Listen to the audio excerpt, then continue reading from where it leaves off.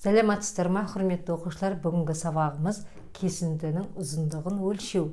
Ал біз кесінді дегенімізді анықтамасын бердік өткенде. Кесінді деп түзудің екі жағынан шектелген бөлігін айтамыз. Яғни кесіндіде ұзындық болады. Мысалы, бізге АВ кесіндісі берілген. Осы АВ кесіндісінің ұзындығын өлшеуіміз керек. Ол үшін біз бірлік кесінді аламыз. Яғни бірлік кесінді дегеніміз ОП кесінді десек, ол 1 сантиметр болуы мүмкін, 1 метр болуы мүмкін, 1 километр. Яғни әр қашықтықтың неғұрлым үлкендігіне байланысты сондай бірлік кесінділерді алып отырамыз. Біздің жағдайымызда біздің бірлік кесіндіміз ОП болды.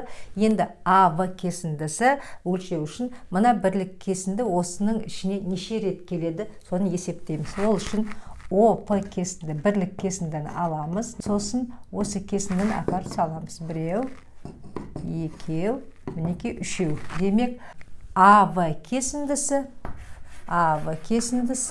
тең 3 ОП кесіндісіне тең болды. Яғни 3 рет өлшеген. Мысалы, ОП кесіндісі 1 сантиметр болса, онда АВ кесіндісі 3 сантиметр болады деген сөз. Яғни біздің жағдайымызда бұл дәл келді. Екінші жағдайда көрейік. Мына СД кесіндісі берілген. СД кесіндісін осы ОП кесіндісі осының бойында неше рет бар екен көрейік. Мінекей балалар қарап отырмыз. Бізде үшінші жағдайда шамалы мынандай жер артық қалды. Үшеуі дәл келді, бірақ шамалы бір бөлігі артық қалды.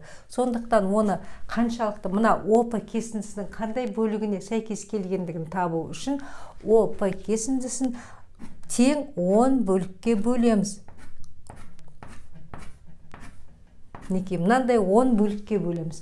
Яғни осы 10 бөлікке бөлгеннен кейін мына бөліктегі кесіндіні, мына кесіндіні өлшеп аламыз да, осы ОП кесіндісіндегі саламыз бөлікке. Неше бөлікке сәйкес келіп тұр? Мінекей бізде көріп отырмыз. Мына жерден басып санағанда 1, 2, 3, 4 бөлікке сәйкес келіп отыр. Мына жердегі бөлігіміз 4 бөлікке сәйкес келіп отыр. Сонда СД кесіндісі тең 3,4 ОП кесіндісіне тең болды деп түсінеміз. Түсінікті ғой. Қазір енді біз есеп шығарып, осы тақырыбымызды әрі қарай бекітеміз. Оқулығымыздағы 3-7 есеп АВС нүктелері бір түзуге тиісті. Егер АВ 4 сантиметр дейді, бізге 3 нүкте берілген, және өлшемдері жазып отыр. АВ 4 сантиметр, асы 7 және ВС 3. Есеп сұрайды. АВС нүктелерінің қайсысы қалған екеуінің арасында дейді. Яғни қалай орналасқан деп тұрды, бірақ үшеу бір түзудің бойында екендігін бізге айтып отыр. Түзуді аламыз. Неге біз осы түзудің бойына осы 3 нүктені саламыз. А нүктесінен бастап салайық. Енді біздегі ең ара қашықтық қайсы? Ең үлкен ара қашықтық қайсы болып тұр? С ғой. Демек, біз С-ны қоямыз. Яғни 7 сантиметр. А-дан С-ға дейінгі ара қашықтық 7 сантиметр. Ал В-дан С-ға дейінгі ара қашықтық 3 сантиметр дейді. Демек, мына А-сының қақ ортасы 3,5 сантиметр болса, онда В-сы одан аз болып тұр. Неке, оны мына жерге қоямыз. В нүктесі. Бұдан шығатын қорытынды В нүктесі А және С нүктелерінің арасында, яғни қақ ортасында емес, арасында болады екен. ВС ара қашықтығы 3-ге тең болып тұр, ал АВ ара қашықтығы бізде 4-ге тең, неге өзі айтып тұр, ал асы ара қашықтығы 7. Демек, асы бізде тең болып тұр АВ қосу ВС-ға.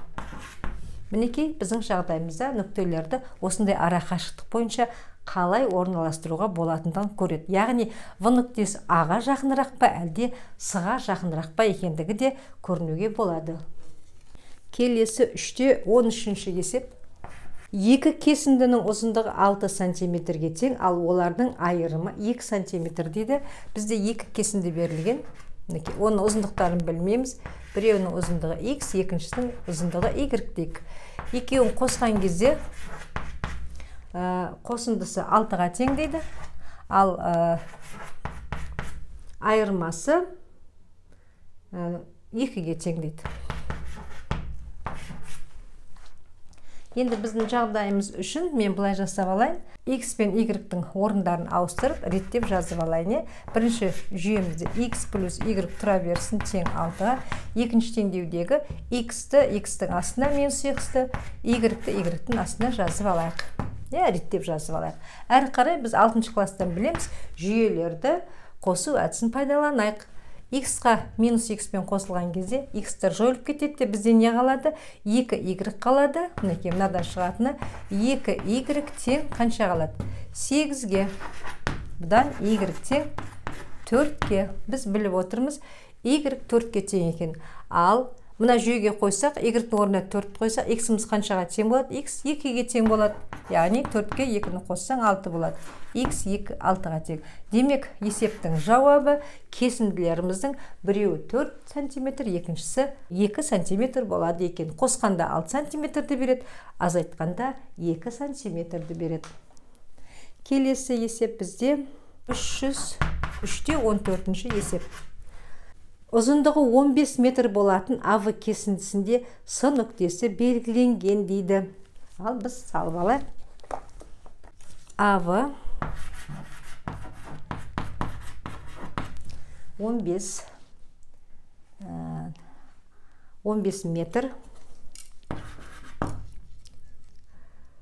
С нүктесі, осы кесіндінің ішінде С нүктесі берілген. Неке С нүктесі берілген.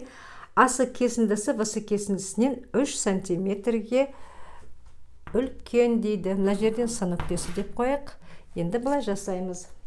Асы кесін, мына жерде СВ кесіндісі X десек, АС кесіндісі одан 3 сантиметрге, 3 метрге артық дейді. Ал жалпы үлкен кесінді бізде 15-ге тең. Қарапайым теңдеу құрамыз. Яғни X плюс 3-ке X-ті қоссақ 15-ті беру керек қой. Бұдан 2X тең 15-тен 3-ті алсақ 12. X тең 12-ні 2-ге бөлеміз 6. Сонда СВ ара қашықтығымыз бізде 6-ға тең екен. 6 метр. Ал АС ара қашықтығы, оған 3-ті қосамыз, ол болады 9 метр. Екеуін қосқанда 15 метр болып тұр. Келесі шығаратын есебіміз С деңгейдегі 3-те 19-шы есеп. Мұқият тыңдаймыз, балалар. Түзудегі бір нүктеден дейді, міне бізге түзу берілген, бір нүкте алайық.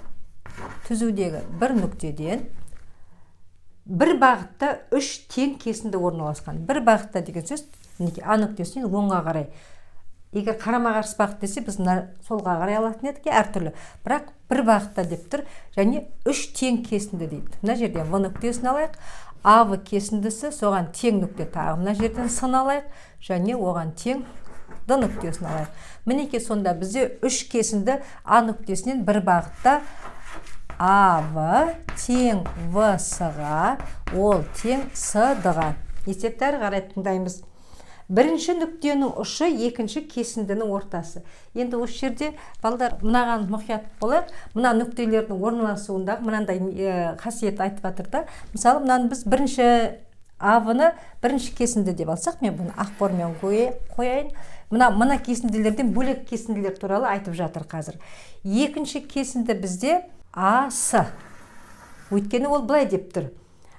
Бірінші кесіндінің ұшы, мінекей мына бірінші кесіндінің ұшы, екінші кесіндінің ортасы. Мына қызыл кесіндінің ортасы. Қызыл доғалықпен көрсетіп қойған. Үшінші әрі қарай нүкте. Ал екінші кесіндінің ұшы, мінекей мына екінші кесінді болып тұр ғой. Осы екінші кесіндінің ұшы үшінші кесіндінің ортасы дейді. Сонда бізде үшінші кесінді мынау болып тұр мінекей. Түсінікті ма? Мынаны үшінші кесінді қылып тұрмыз. Мынау бізде екінші кесінді болып тұр. Мынау бізде бірінші кесінді. Яғни бұл нүктелердің орналасу ретін айтып тұр да, ортасы деген сөз мына ара қашықтықтардың тең екендігін тағы да бізге көрсетіп айтып отыр. Енді есеп айтады. Ұштары дейді.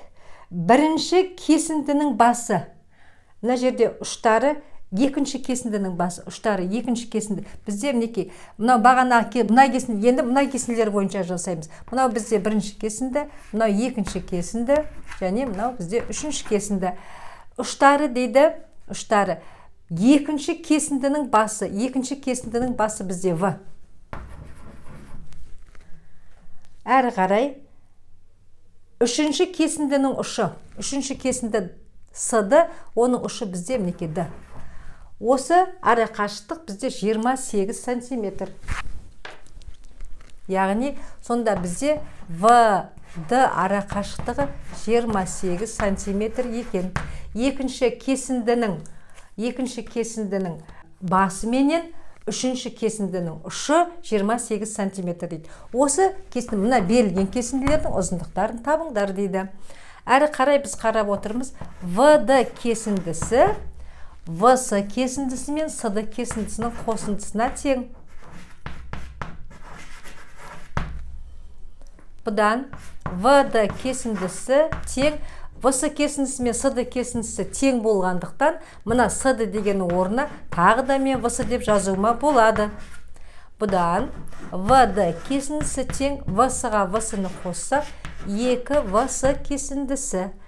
Демек, В-с кесіндісін табу үшін В-д кесіндісін бөлеміз 2-ге.